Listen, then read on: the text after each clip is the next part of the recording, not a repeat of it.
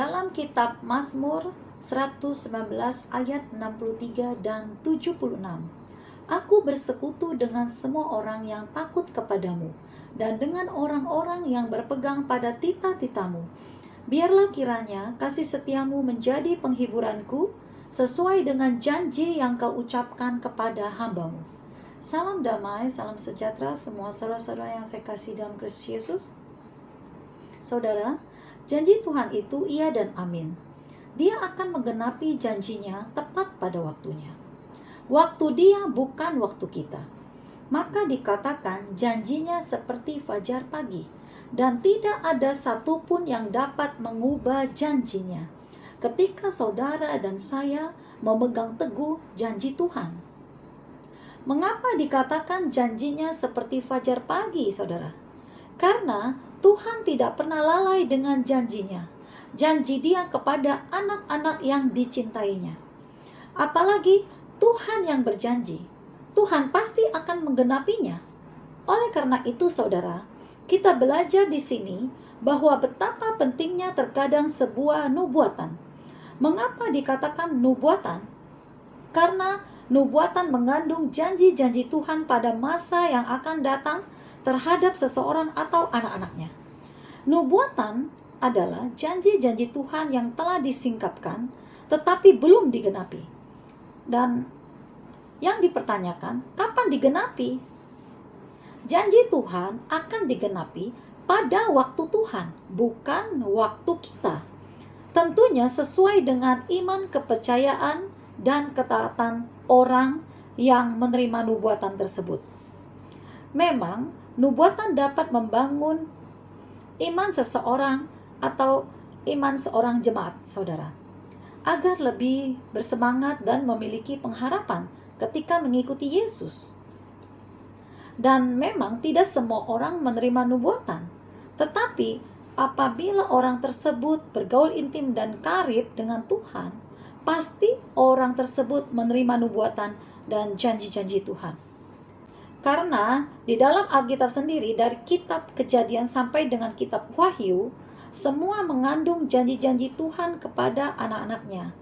Dan kita semua dapat belajar dari Injil, Kejadian sampai dengan Wahyu, dari nabi-nabi terdahulu yang dipakai Tuhan secara luar biasa.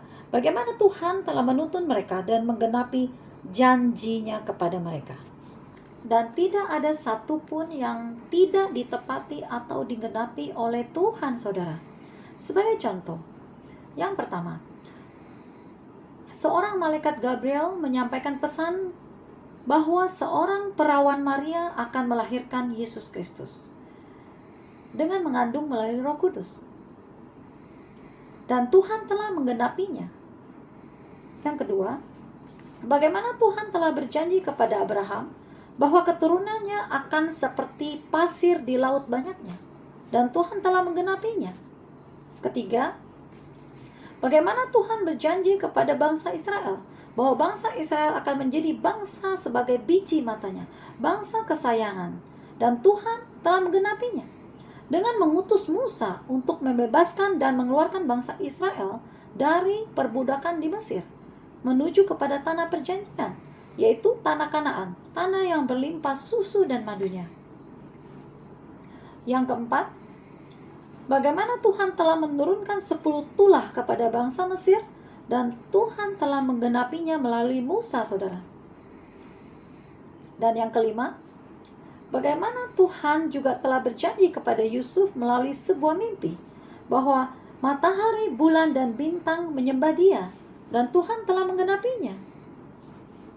Dan yang keenam, bagaimana juga Tuhan telah memelihara Nabi Elia di sungai Kerit ketika dilanda kekeringan, tidak turun hujan, dengan mengirimkan Elia daging dan roti melalui burung gagak. Dan Tuhan telah menggenapinya. Dan ini semua adalah nubuatan-nubuatan yang mengandung janji-janji Tuhan, saudara. Dan yang tidak bisa dipungkiri, saudara. Dan ini nyata telah terjadi. Dan mengapa sampai saat ini masih banyak anak-anak Tuhan atau pengikut-pengikut Kristus yang kekurangan iman, percaya ketika menjalani kehidupan di dunia ini. Ketika menghadapi sebuah pergumulan, permasalahan, badai kehidupan yang silih berganti. Bukankah kita semua mau belajar kepada nabi-nabi yang terdahulu, yang saat ini telah bersama dengan Bapa di sorga, yang telah mengalami suatu kemenangan besar atas pelayanan dan kehidupan mereka ketika mereka masih hidup di dunia ini. Seperti Maria telah mengalami suatu kemenangan besar atas misi Allah kepada dirinya. Sekalipun Maria harus menjalani kehidupan yang pahit sekalipun. Seperti bagaimana Maria harus menghadapi cercaan, fitnah, dan ketakutan yang menghampirinya ketika mengandung Yesus Kristus, Sang Juru Selamat. Saudara semua, marilah kita semua mau belajar dan tidak menutup mata lagi atas peristiwa-peristiwa penting yang terjadi dahulu. Bagaimana kita dapat melihat kebaikan-kebaikan, perbuatan-perbuatan dahsyat Tuhan Allah kita yang sudah terjadi dan sudah dilakukan. Dan kitab suci sendiri telah mencatatnya sebagai bukti nyata, saudara. Marilah kita semua bangkit dan meraih kemenangan atas hidup saudara dan saya. Bangkit dan meraih kemenangan atas keluarga dan rumah tangga saudara. Bangkit dan meraih kemenangan atas pelayanan saudara. Bangkit dan meraih kemenangan atas hubungan anak-anak dan orang tua. Bangkit dan meraih kemenangan atas ekonomi dan finansial saudara. Bangkit dan meraih kemenangan atas pekerjaan dan karir saudara. Bangkit dan meraih kemenangan atas kesehatan dan penyakit saudara. Bangkit dan meraih kemenangan atas pendidikan anak-anak saudara. Bangkit dan meraih kemenangan atas okultisme atau ilmu hitam, ilmu sihir yang mengintai saudara. Mengapa saya katakan ada pembebasan dan kemenangan saudara terhadap Indonesia maupun dunia? Karena apabila dukun-dukun dan nabi palsu yang memiliki kekuatan kuasa gelap telah Tuhan patahkan, saudara tahu berapa banyak jiwa-jiwa dan anak-anak Tuhan yang tertolong dan terlepas dari ikatan-ikatan kuasa gelap yang mengikat roh dan jiwa mereka. Dan mereka tidak lagi hidup dalam keterikatan. Seseorang yang hidup dalam keterikatan, roh dan jiwa mereka seperti terkungkung, terkurung, dan tertawan, saudara. Hidup mereka tidak ada kelepasan, tidak ada kemenangan, tidak ada sukacita. Sekalipun ada sukacita, sukacita itu semu, saudara. Tidak nyata. Hikmat dari Tuhan tidak turun atau tidak sampai atas mereka, tetapi kuasa gelap yang menguasai hidup mereka. Hidup di dalam keterikatan itu seperti apa, saudara? Tidak dapat menikmati dan mengalami kasih karunia yang Tuhan telah berikan atau curahkan. Efeknya, mereka tidak dapat merasakan atau mengalami mujizat yang Tuhan sediakan bagi anak-anaknya. Hidup dalam keterikatan tidak dapat menjadi saksi-saksi Kristus bagi lingkungan dan dimanapun dia berada. Hidup dalam keterikatan itu tidak dapat melakukan kebenaran firman Tuhan dan hanya di mulut saja. Hidup dalam keterikatan itu, pola pikir mereka tidak terbuka atau merdeka, saudara. Cara pandang mereka dengan kacamata dunia, bukan kacamata rohani. Bukan dengan sudut pandang Tuhan. Tetapi mereka melihat dengan sudut pandang dunia, dan mereka tidak dapat melihat kebenaran.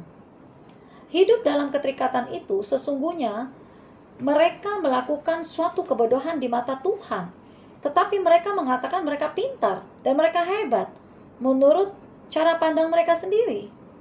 Hidup dalam keterikatan itu tidak dapat menyenangkan hati Tuhan, justru membuat Tuhan sedih dan prihatin. Hidup dalam keterikatan itu memiliki stigma meraih keuntungan dan profit sebesar-besarnya tanpa melihat orang-orang sekitarnya dirugikan atau disakiti. Hidup dalam keterikatan itu mengartikan sebuah kesuksesan atau keberhasilan dengan memiliki uang sebanyak-banyaknya yang diraih dengan cara-cara dunia. Inilah yang kita namakan hamba uang, saudara. Dan hidup dalam keterikatan itu merasakan segala keberhasilan yang diraihnya itu adalah atas kehebatan dan kepintarannya sendiri dalam berbisnis. Dan hidup dalam keterikatan itu tidak mempercayai mujizat dan tidak menganggap mujizat itu penting. Padahal Mukjizat itu adalah sebagai dampak dari hidup di dalam kebenaran firman Tuhan yang sungguh-sungguh dan Tuhan berkenan. Saya garis bawahi sungguh-sungguh. Karena tanpa sungguh-sungguh melakukan dan menghidupi firman Tuhan itu sendiri di dalam hidup saudara dan saya, maka kuasa Tuhan tidak akan bekerja secara sempurna dan mukjizat tidak akan terjadi.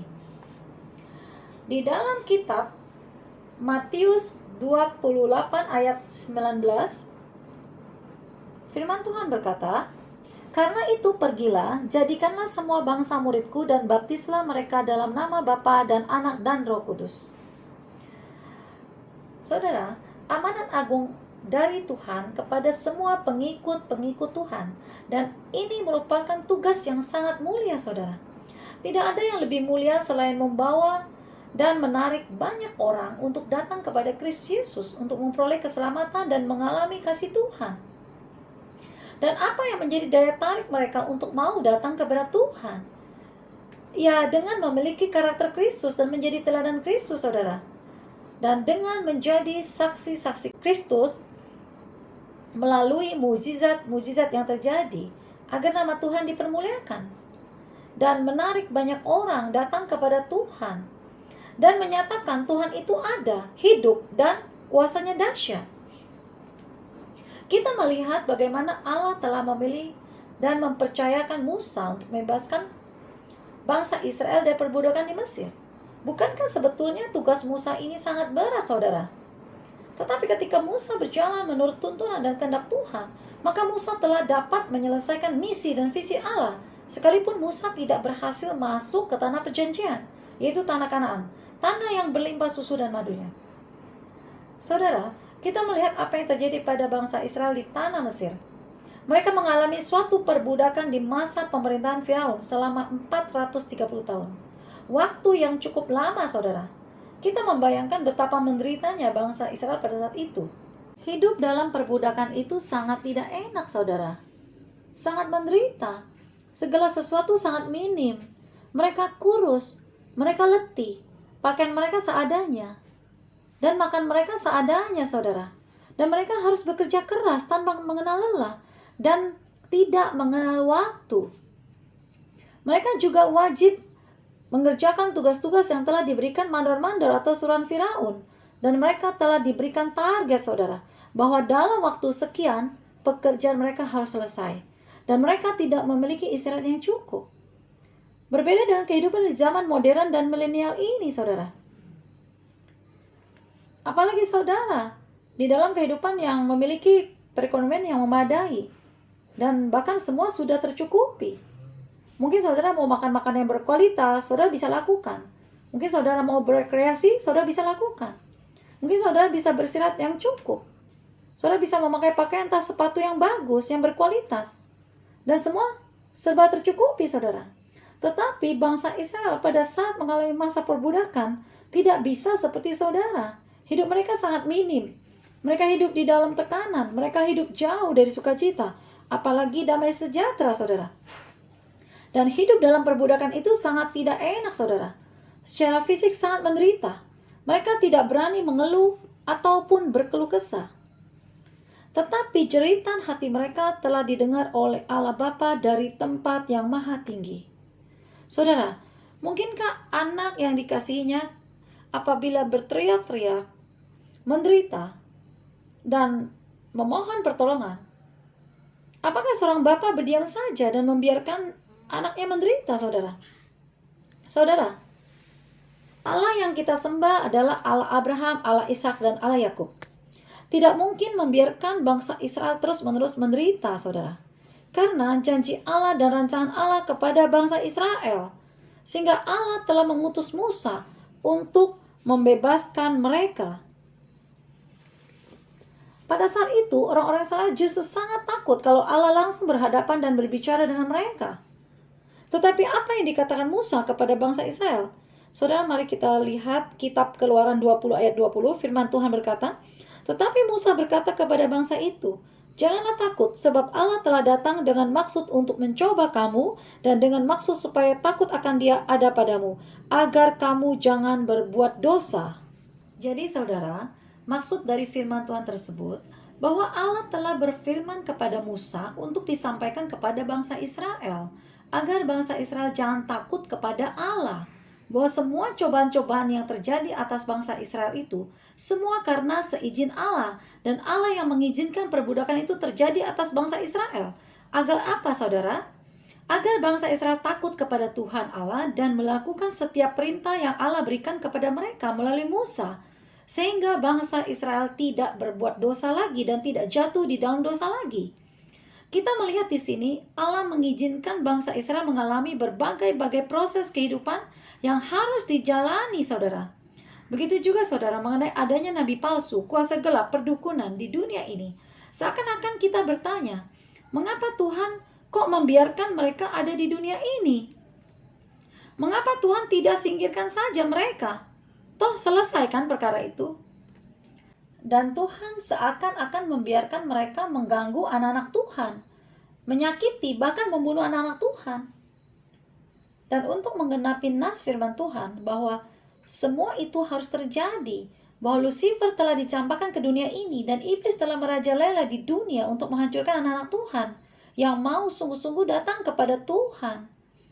Tetapi karena Kristus telah bangkit dan naik ke surga, maka iblis atau Lucifer telah dikalahkan dan dunia ini sesungguhnya telah diambil alih oleh Kristus melalui kebangkitannya, saudara. Dan jelas sekali firman Tuhan mengatakan bahwa keselamatan dan kemenangan hanya ada di dalam Kristus Yesus. Bagi yang mau percaya dan mengikuti Yesus Kristus sungguh-sungguh tidak binasa, melainkan akan memperoleh hidup yang kekal abadi di surga. Saya garis bawahi sungguh-sungguh. Sekali lagi saya katakan sungguh-sungguh. Mengapa berkali-kali saya katakan sungguh-sungguh? Karena dengan sungguh-sungguh kuasa Tuhan akan bekerja secara sempurna, saudara. Tanpa kesungguhan mengikuti Tuhan, proses yang harus saudara dan saya jalani akan semakin lama. Artinya saudara dan saya akan semakin lama masuk ke dalam tanah perjanjian, yaitu tanah yang berlimpah susu dan madunya. Jelas sekali di sini kita melihat sebagai contoh bangsa Israel sendiri yang selalu melanggar perintah Allah, menyembah berhala, berkeluh kesah, mengeluh, dan tidak melakukan secara sungguh-sungguh perintah Allah yang telah diberikan kepada bangsa Israel melalui Musa. Apa dampak negatifnya, saudara, bagi bangsa Israel? Mereka semakin lama dalam menempuh perjalanannya dan banyak sekali yang tidak berhasil masuk ke dalam tanah perjanjian, yaitu tanah Kanaan. Karena kutuk menyerang mereka, akibat dari perbuatan mereka sendiri, karena kedegilan hati mereka sendiri. Tetapi waktunya akan tiba, saudara, di mana Allah akan membebaskan semua anak-anak Tuhan yang terbelenggu dan terikat di dunia ini, agar mereka terbebas seperti kita melihat bangsa Israel terbebas dari perbudakan di Mesir. Mari saudara kita lihat Keluaran 19 ayat 4 sampai dengan 6. Apa yang Allah katakan kepada Musa untuk disampaikan kepada bangsa Israel keturunan Yakub. Ayat yang keempat, kamu sendiri telah melihat apa yang kulakukan kepada orang Mesir, dan bagaimana aku telah mendukung kamu di atas sayap Raja Wali dan membawa kamu kepadaku. Ayat yang kelima, jadi sekarang jika kamu sungguh-sungguh mendengarkan firman-Ku dan berpegang pada perjanjian-Ku, maka kamu akan menjadi harta kesayangan-Ku sendiri dari antara segala bangsa, sebab akulah yang empunya seluruh bumi. Ayat yang keenam, kamu akan menjadi bagiku kerajaan imam dan bangsa yang kudus. Inilah semuanya firman yang harus kau katakan kepada orang Israel.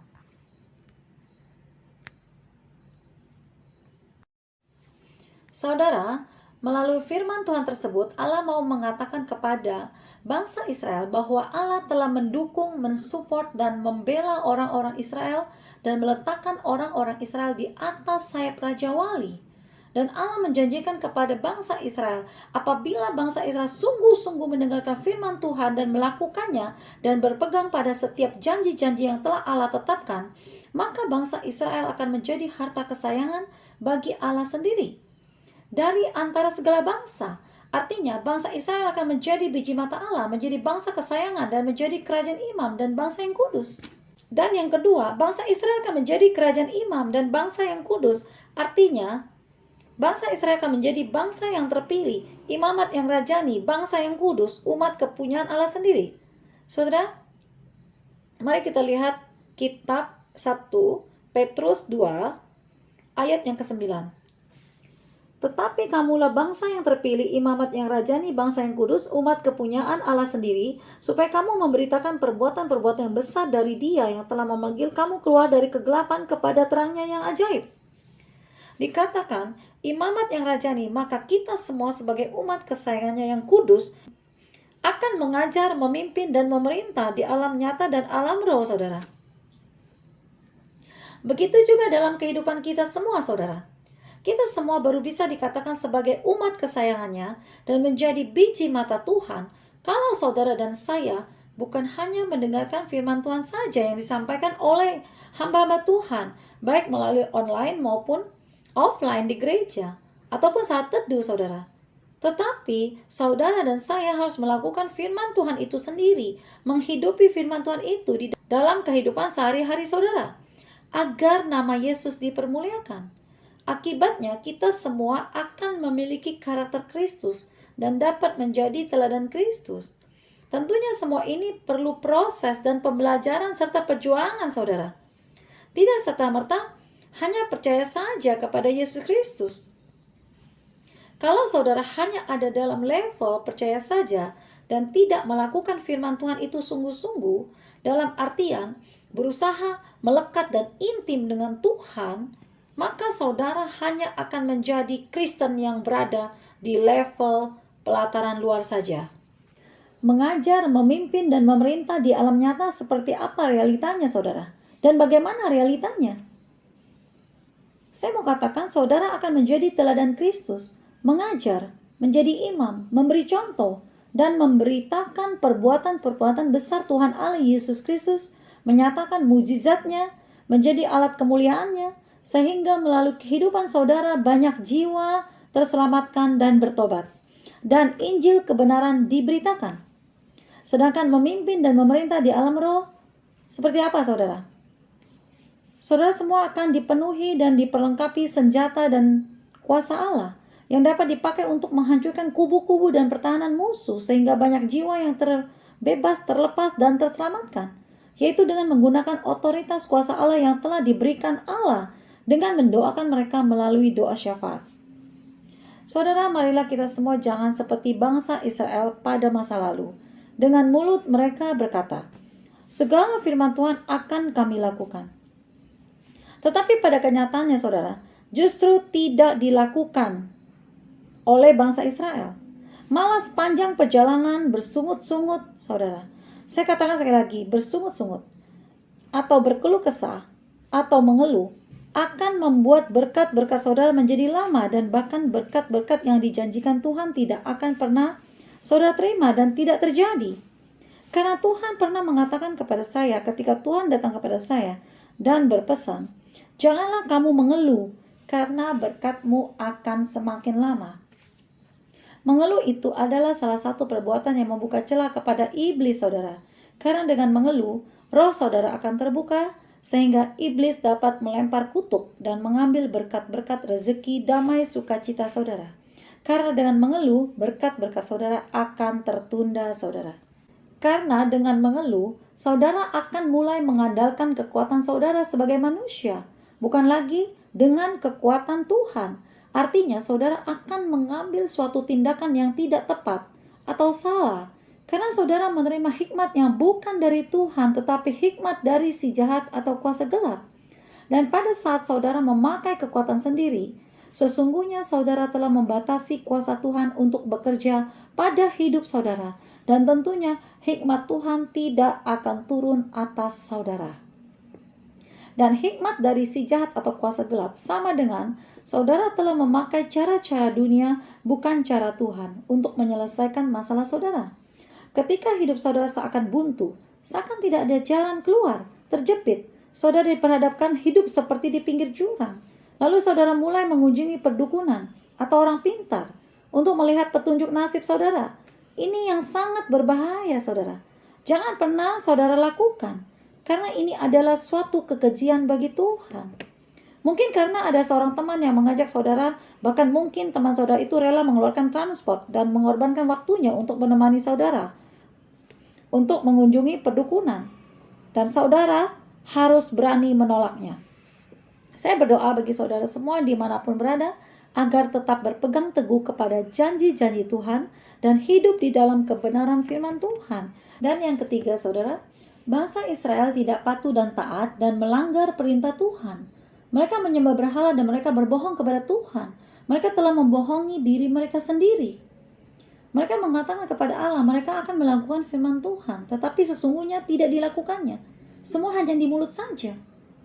Saudara, hari-hari ini berapa banyak dari antara kita semua pengikut-pengikut Tuhan, bahkan pelayan Tuhan yang sudah mengetahui kebenaran, tetapi mereka tidak mengindahkannya dan mengabaikan perintah Tuhan.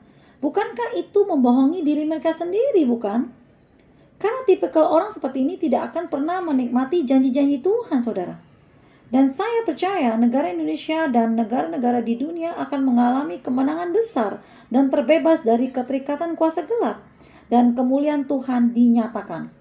Marilah kita semua saudara, kita bangkit, ambil sikap tegas untuk melawan kedagingan kita. Percayalah, Tuhan akan membuat semua indah pada waktunya. Segala kemuliaan hanya bagi Allah Bapa, Allah Putra, Allah Roh Kudus, di dalam nama Tuhan kita Yesus Kristus. Haleluya, amin. Tuhan Yesus memberkati.